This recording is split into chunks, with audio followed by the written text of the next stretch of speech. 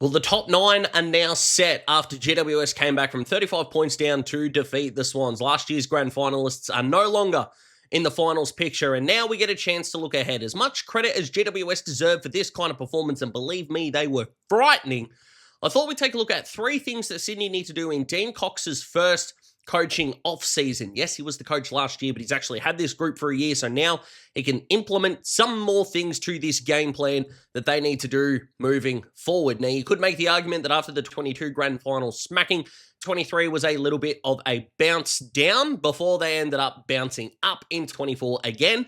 So you might think this is a bit of a gap year, and 26 will be, again, Sydney's year. If that is going to be the case, if you are that optimistic, well, here are the 3 things that need to be fixed right now. The first one's obviously going to be the forwards. Now, Sydney fans, before you get into the comments and you go, Daz, you're clearly not paying attention, this is half not their fault. Now, the bit that's not their fault is, of course, health. The other thing that we have to accept is they do not have a number 1 tall forward on their list. I know Joel Amati did what he did against the Crows. I know he's had some decent enough games, but he has not shown enough to be a number 1 key forward. When you compare it to the other contenders, Logan McDonald, unfortunately, has not shown the same. Could they be a 2 and 3 combination if you're able to get Jamara in? Maybe. But clearly, Jamara is going to have to be a focus, because I don't think Charlie Curnow, although that would be awesome, but I don't think Carlton are going to let him go as much as I think they should have, because someone was onto the Richmond-esque rebuild first, by the way. But clearly that's going to be a focus, and it's not going to be an 18-year-old that solves the problem. Yes, they are going to get Max King in, not the St Kilda Max King, a little bit of a shorter one, who is an athletic freak, by the way. But what I do know for sure is that the Swans just need a target to kick to. They really do. They just don't have it at the moment. One of your best abilities is availability. They haven't had that from the guys that are on the list, and clearly they're going to be looking from outside their list in order to fill that number 1 role. But it's not just the talls that are a problem right now. It is also the smalls and the way that they're working together, I suppose. Yes, they've had 3 players this year kick over 20 goals, but Isaac Heaney and Will Hayward being your 2 biggest goal scorers is going to cause a little bit of a problem in the year of 25. But take into account that Sydney are the number 4 rebound 50 to forward 50 team in the competition, they're number 10 for turning that into a score.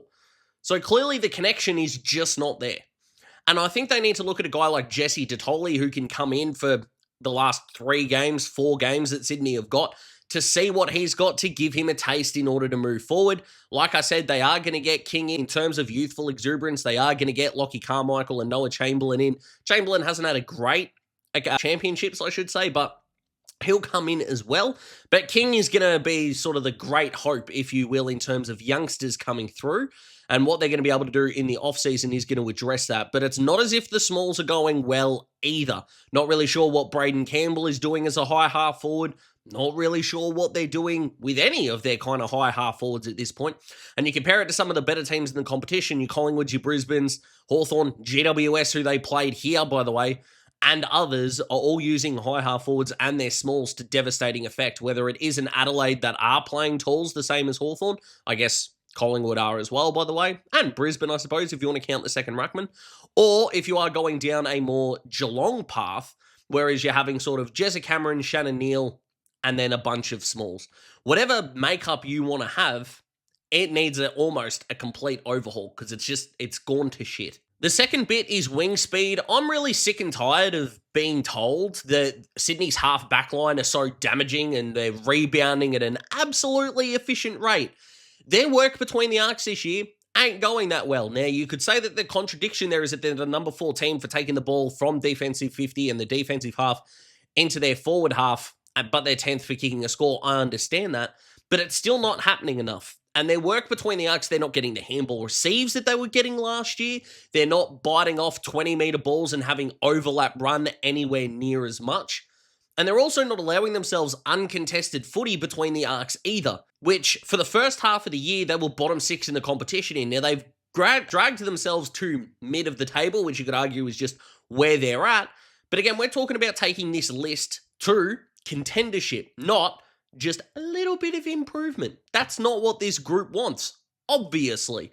I don't want them to go from 9th to 7th with the point of this video. This is how we get them from potentially 10th, 11th, 12th on the ladder to top 4, which is kind of what I want these videos to be. But their wing depth and outside depth is just not there at the moment. Yes, Matty Roberts, Riley Bice are both decent users of the footy. Bice is a little bit better than Roberts, obviously.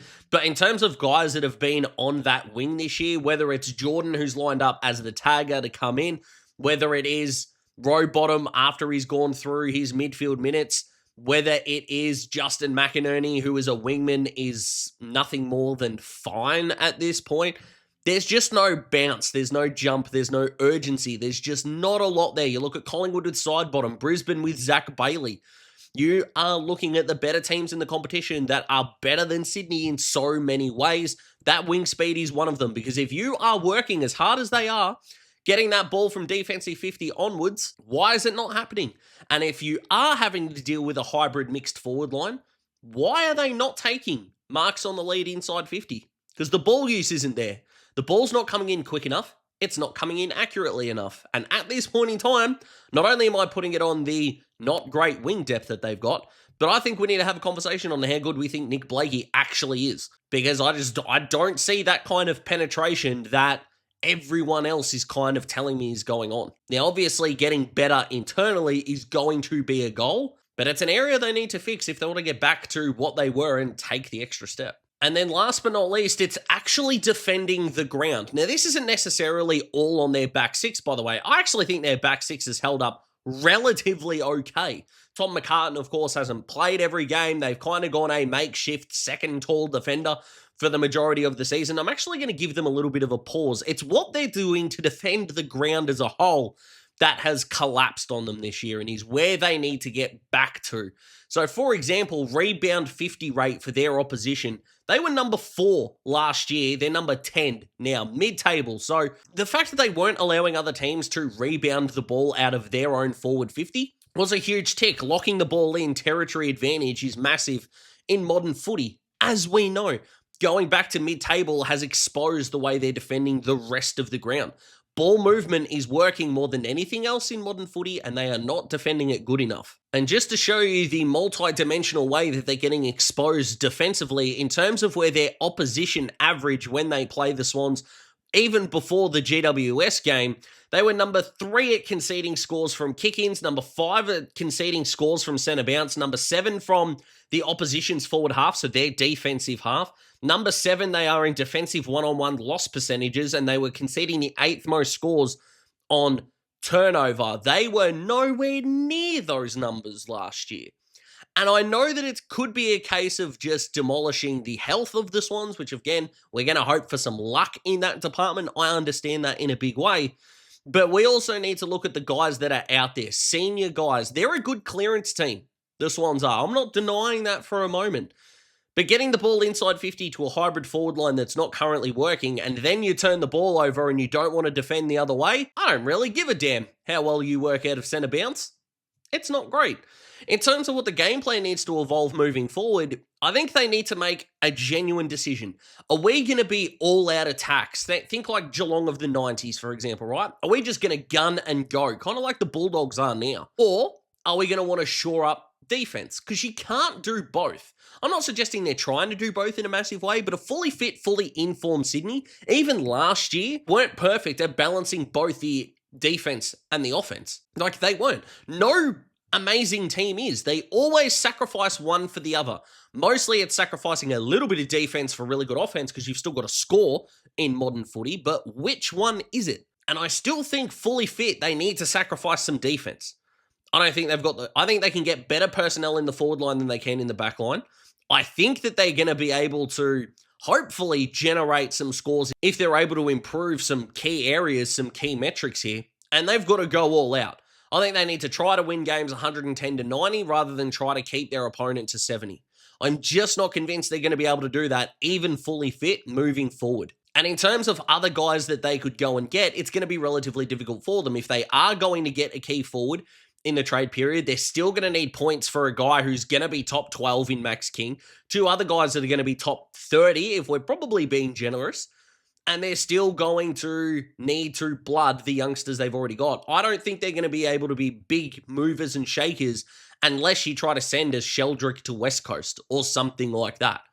Is that the answer? Well, it depends what you get back, but if you get back anything that's draft-worthy, it's just going to be absorbed into points anyway. So are they stuck? Not really, but in terms of where we think Sydney are going to go next year, we are banking on the fact that they are going to improve internally with a new key forward.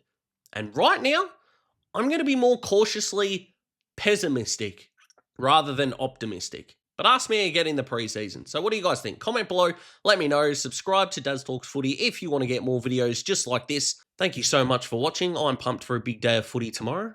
Goodbye.